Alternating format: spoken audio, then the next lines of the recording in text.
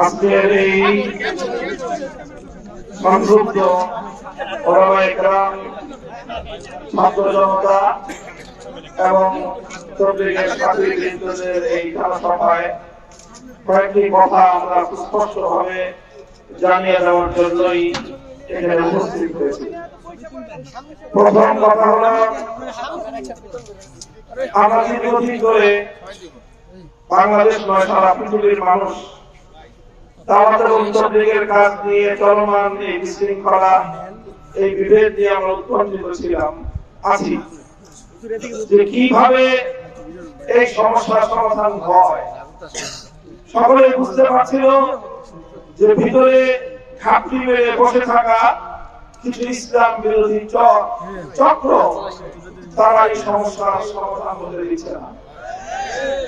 আমার কাছে মনে হচ্ছে আর এই ডিসেম্বর মাসের 15 তারিখ এসে আমরা ওই ধরনের কিছু মানুষের মুখোশ উন্মোচন করতে পারছি। বাংলাদেশের আইন সমাজের পক্ষ থেকে, গোটা বাংলাদেশের সকল ধর্মপ্রাণ মানুষের পক্ষ থেকে সরকারের মধ্যে নির্ভরযোগ্য একজন আলেম, তিনি ধর্মীয় অঙ্গনের প্রতিনিধিত্ব করছেন, সর্বজন গ্রাহ্য সেই ধর্ম উপদেষ্টার নাম ডক্টর আবু বকর খালিদ সাহেব। গোটা বাংলাদেশের ধর্মীয় অঙ্গনের সকল বিষয়ে তিনি রাষ্ট্রীয় দায়িত্বশীল ব্যক্তি এবং সঙ্গত কারণেই তবলিগ ইজতেমার মতো, বিশ্ব ইজতেমার মতো এবং দাওয়াত এবং তবলিগের মতো একটি ডিরেক্ট ধর্মীয় কাজেরও রাষ্ট্রের পক্ষ থেকে প্রতিনিধিত্বশীল একমাত্র দায়িত্বশীল ব্যক্তি হলেন আবু বকর খালিদ সাহেব, ধর্ম উপদেষ্টা সাহেব। তার নেতৃত্বের উপর আমরা গোটা বাংলাদেশের সকল শ্রেণীর আলেম সমাজ আস্থা রেখেছি। তিনি সহ দাওয়াত এবং তবলিগের দীর্ঘদিনের এই সমস্যা সমাধানের জন্য কার্যকর একটা উদ্যোগ গ্রহণ করা হয়েছে।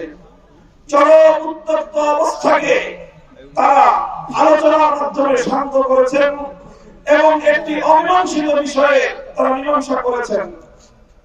ইজতেমা নিয়ে দুই পক্ষের মুখোমুখি অবস্থানকে শান্ত করে দুই পক্ষের জন্য যথাযথভাবে ইজতেমা করার সুন্দর সিদ্ধান্ত দিয়েছেন। আমাদের জুনায়েদ হাবিব সাহেব বলেছেন, আমরা রাষ্ট্রকে সহযোগিতা করতে সরকারি সিদ্ধান্তের প্রতি শ্রদ্ধা জানিয়ে গোটা বাংলাদেশের 50 লক্ষ কর্মী ছাত্র জনতা বার্ষিক পরীক্ষার তারিখ আমরা পিছিয়ে দিয়েছি। কতটা শ্রদ্ধা আমরা সরকারের সিদ্ধান্তকে জানিয়েছি, আর তারা এইভাবে মীমাংসার মাধ্যমে আমাদেরকে জানিয়েছেন মার্চ এপ্রিল নাগাদ এই চলমান এই বিভেদের একটি স্থায়ী সমাধান তারা করে দিবেন। আমরা সেই সমাধানের অপেক্ষায় প্রহর গুনছিলাম, কিন্তু ওই ঘাপটি মেরে বসে থাকা ইসলাম বিদ্বেষী চোরেরা চায় না এদেশে তবলিগ নিয়ে চলমান এই সমস্যার স্থায়ী সমাধান হোক। স্পষ্ট ভাষায় বলতে চাই, বাংলাদেশে ইসলাম বিদ্বেষী এই চলমান শান্তিপ্রিয় প্রক্রিয়ার প্রথম দুশ্মন হলো খোদাবশ, দ্বিতীয় দুশ্মন হলো নাজমুল করিম। গাজীপুরের পুলিশ কমিশনার এবং বর্তমান সরকারের এই স্বরাষ্ট্র মন্ত্রণালয়ের খণ্ডিত দায়িত্বের অংশ হিসেবে তিনি দায়িত্ব পালন করছেন। এই খোদাবশ এবং নাজমুল করিমকে অপসারণ করতে হবে।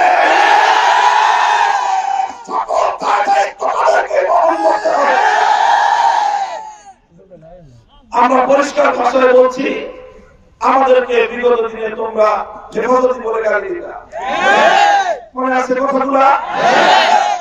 হেফাজতি বলতো আমাদেরকে বাংলাদেশে দুইটা পক্ষ, এক হলো আওয়ামী লীগ আর এক হলো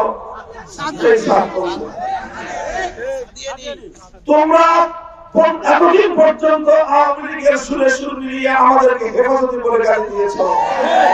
হেফাজত কি জিনিসটা পাবে এখনো? হেফাজতে ইসলাম হলো বাংলাদেশে ইসলাম এবং মুসলমানদের সত্যিকার দায়িত্বশীল সংগঠন। আমরা ধৈর্যের সাথে, সহনশীলতার সাথে সকল পরিস্থিতিকে মোকাবেলা করার চেষ্টা করছি। আমরা চলমান এই সংকট প্রথমে আলোচনার টেবিলে আলোচনার মাধ্যমে মীমাংসা করবার চেষ্টা করেছি।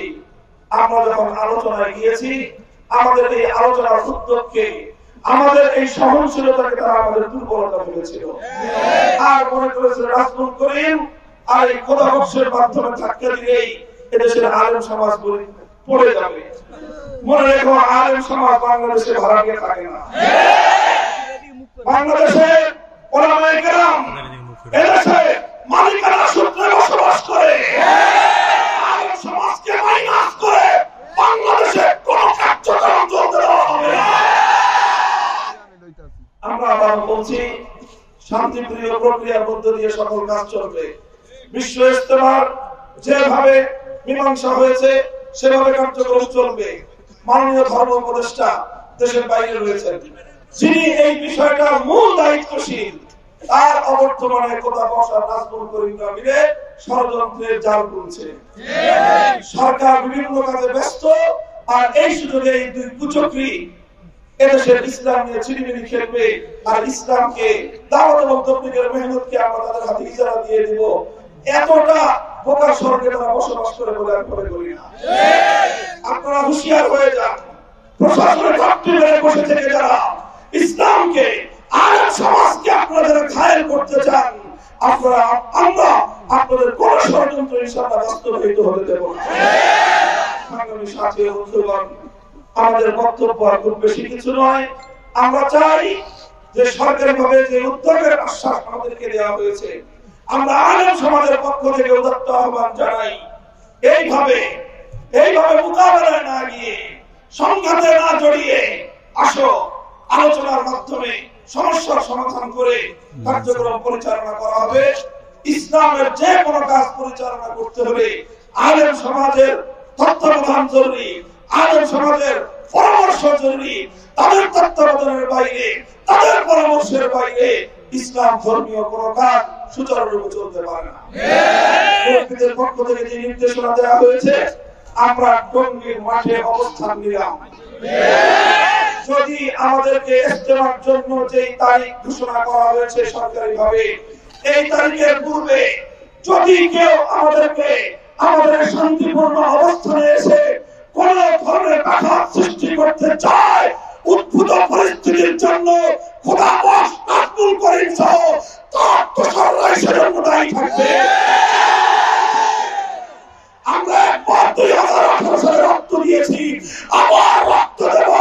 কোন অবস্থাতেই আত্মমর্যাদার পথ থেকে এক চুল পরিমাণ আমরা সরে যাব।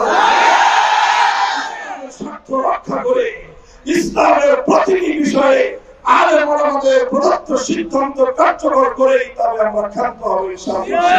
আসসালামু আলাইকুম ওয়া রাহমাতুল্লাহ।